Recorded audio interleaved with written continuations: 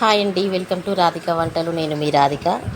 ఈరోజు నేను మీకోసం దోసకాయ నిల్వ పచ్చడి చేసి చూపించాలనుకుంటున్నానండి. దోసకాయ నిల్వ పచ్చడి. అందుకోసం నేను ముందుగా ఒక 800 గ్రామ్స్ పచ్చడి దోసకాయలు తీసుకున్నానండి. ఇవి ఈ విధంగా పొడుగ్గా ఉంటాయి. మనం నార్మల్గా వాడుకునే దోసకాయలు రౌండ్గా ఉంటాయి. ఇవి పచ్చడి దోసకాయలు అంటారండి. ఇవి ఫ్రెష్గా కడిగి ఒక క్లాత్తో వాటర్ లేకుండా ఈ విధంగా తుడిచి రెడీగా పెట్టుకున్నానండి. ఇప్పుడు ప్రాసెస్లోకి వెళ్దాం. దోసకాయలు ముందుగా ఈ విధంగా చిన్న చిన్న ముక్కలుగా కట్ చేసి పెట్టుకున్నానండి. ఈ విధంగా నేను చూపించిన విధంగా చిన్న చిన్న ముక్కలుగా కట్ చేసి పెట్టుకోవాలి. నేను చెప్పిన విధంగా మీరు చేసి చూడండి. మీకు 2-3 మంత్స్ నిల్వ ఉంటుంది. ఎట్ ద సేమ్ టైం టేస్టీగా కూడా ఉంటుందండి. ఇప్పుడు కట్ చేసుకున్న ముక్కలు ఒక బౌల్లో వేసుకున్నానండి. ఇప్పుడు ఇందులో 1.5 టేబుల్ స్పూన్ ఉప్పు వేసుకుంటున్నాను.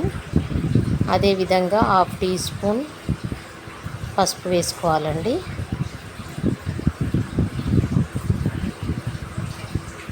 ఈ విధంగా చేత్తో ముక్కలకు ఉప్పు పసుపు మొత్తం పట్టేలాగా ఈ విధంగా కలుపుకోవాలి. ఇప్పుడు స్టవ్ వెలిగించుకొని ఒక కడాయి పెట్టుకున్నానండి. ఇందులో ఒక 5 to 6 టేబుల్ స్పూన్స్ ఆయిల్ వేసుకుంటున్నానండి. పచ్చడి కాబట్టి కొంచెం ఆయిల్ ఎక్కువగానే పడుతుందండి. నేను చూపించిన మెజర్మెంట్స్ తోటి నేను చూపించే విధంగా మీరు చేసి చూడండి. పచ్చడి టేస్టీగా ఉంటుంది. ఎట్ ద సేమ్ టైం ఎక్కువ రోజులు కూడా నిల్వ ఉంటుందండి. ఇప్పుడు సమ్మర్ వచ్చింది కాబట్టి చల్లగా దోసకాయ పచ్చడి తింటే చాలా బాగుంటుందండి. ఇప్పుడు ఆయిల్ వేడెక్కింది. ఆయిల్ వేడెక్కిన తర్వాత 1 టీ స్పూన్ జీలకర్ర ఆవాలు వేసుకున్నానండి. జీలకర్ర ఆవాలు ఫ్రై అయిన తర్వాత స్టవ్ ఆఫ్ చేసుకోవాలండి. ఇప్పుడు జీలకర్ర ఆవాలు ఫ్రై అయిపోయాయి. ఇప్పుడు స్టవ్ ఆఫ్ చేసుకోవాలండి. స్టవ్ ఆఫ్ చేసుకున్నాను. ఇప్పుడు స్టవ్ ఆఫ్ చేసుకున్న తర్వాత 1 టేబుల్ స్పూన్ అల్లం వెల్లుల్లి పేస్ట్ వేసుకోవాలండి. ఫ్రెష్ అల్లం వెల్లుల్లి పేస్ట్ అయితే పచ్చడి చాలా బాగుంటుందండి. మీరు అలాగే ఫ్రెష్ అల్లం వెల్లుల్లి పేస్ట్ వాడుకోండి. ఈ విధంగా అల్లం వెల్లుల్లి పేస్ట్ వేసుకొని ఆయిల్లో ఫ్రై చేసుకోవాలి. నేను స్టవ్ ఆఫ్ చేశానండి. ఆయిల్ ఎక్కువ వేడి ఉండన అవసరం లేదు కాబట్టి స్టవ్ ఆఫ్ చేసుకున్నాను. జీలకర్ర ఆవాలు వేగేంత వరకు మాత్రమే స్టవ్ ఆన్లో పెట్టానండి. ఈ విధంగా కలుపుకుంటూ అల్లం వెల్లుల్లి పేస్ట్ పచ్చివాసన పోయేంత వరకు ఫ్రై చేసుకోవాలి. లైట్ బ్రౌన్ కలర్ వచ్చేంత వరకు చేసుకోండి.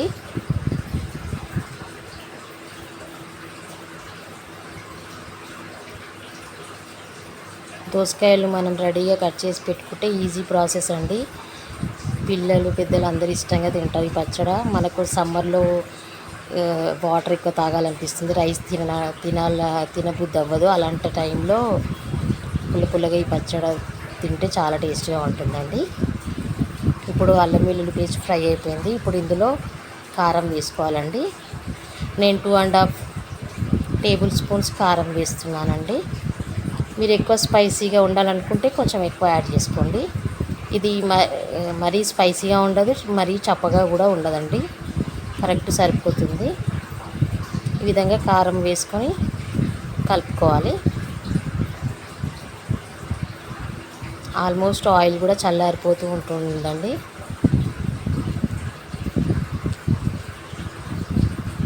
ఇప్పుడు ఇందులో ఒక చిటికెడు పసుపు వేసుకున్నానండి. ఆల్రెడీ దోసకాయ ముక్కల్లో నేను పసుపు వేసాను కాబట్టి ఒక చిటికెడు వేసానండి. ఇప్పుడు ఈ విధంగా పోపు రెడీ చేసి పెట్టుకొని పోపు మొత్తం చల్లారనివ్వాలండి.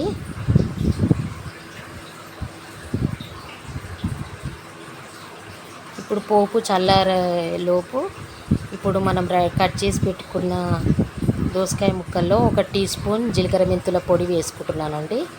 అదేవిధంగా 1.5 టేబుల్ స్పూన్ ఆవపిండి వేస్తున్నానండి.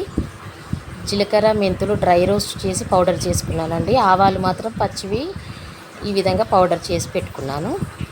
ఇప్పుడు ఈ ముక్కలకి పట్టేలా కలుపుకోవాలండి. ఈ విధంగా దోసకాయ ముక్కలు కలుపుకోవాలి. అక్కడ పోపు కూడా చల్లారిపోతూ ఉంటుందండి. ఇప్పుడు ఆయిల్ మొత్తం చల్లారిపోయిందండి.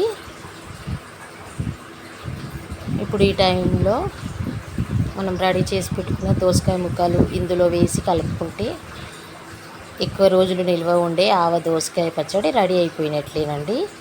ఇప్పుడు ఇందులో దోసకాయ ముక్కలు వేసుకొని కలుపుకుందాం. మీరు పోపు వేడిగా కాకుండా ఇలా ఎందుకు చల్లారనిచ్చారంటే ఇదే టిప్ అండి. మీకు ఎక్కువ రోజులు పచ్చడి నిల్వ ఉండాలంటే మనం వేసుకున్న పోపు మొత్తం చల్లారిన తర్వాతనే మనం ఇందులో కలుపుకుంటే ఎక్కువ రోజులు నిల్వ ఉంటుంది. లేదంటే మనకి ఫంక్షన్స్ అయినప్పుడు అప్పుడే వాడుకోవాలి, 2-3 డేస్ ఉంటే సరిపోతుంది అనుకుంటే వేడిగా ఉన్నప్పుడే పచ్చడి రెడీ చేసుకోండి.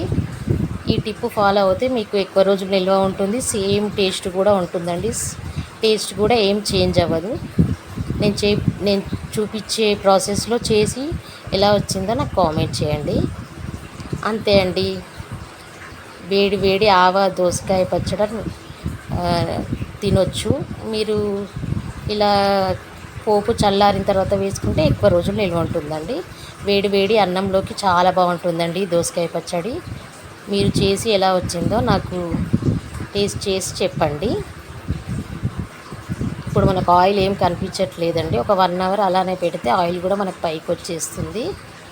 దోసకాయ పచ్చడి రెడీ అయిపోయిందండి. ఈ విధంగా కలిపి పెట్టుకోవాలి. ఒక గాజు జార్లో వేసి పెట్టుకుంటే ఎక్కువ రోజులు నిల్వ ఉంటుందండి. మూత పెట్టి ఒక 1 అవర్ వెయిట్ చేశారండి. చూసారా, ఆయిల్ మొత్తం పైకి వచ్చింది. ఇంకా నెక్స్ట్ డే అయితే ఇంకా చాలా బాగా ఆయిల్ పైకి వచ్చేస్తుందండి. ఇప్పుడు 1 అవర్ తర్వాత ఒకసారి కలుపుకొని సాల్ట్ ఏమైనా తక్కువగా ఉంటే ఇప్పుడు అందులో వేసుకోండి. సాల్ట్ తక్కువగా ఉంటే కూడా పచ్చడి ఖరాబ్ అయిపోతుంది. కాబట్టి మీరు ఎక్కువ రోజులు ఉండాలనుకుంటే నేను చెప్పిన ప్రాసెస్లో చేసి ఎలా వచ్చిందో నాకు చెప్పండి. ఒక సర్వింగ్ బౌల్లోకి తీసుకుంటే టేస్టీ దోసకాయ నిల్వ పచ్చడి రెడీ అండి. Thank you for